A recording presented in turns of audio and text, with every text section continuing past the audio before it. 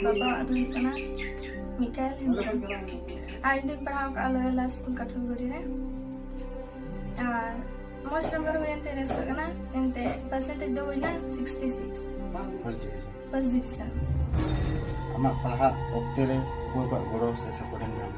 पहले रे गोगो बंगो और उनका सेते स्कूल रे टीचर्स को अमा फर्स्ट डिवीजन जाम लगी ते कितना घंटा से कितना समय के कम पढ़ा इनका 6 घंटा का दिन रे और दिन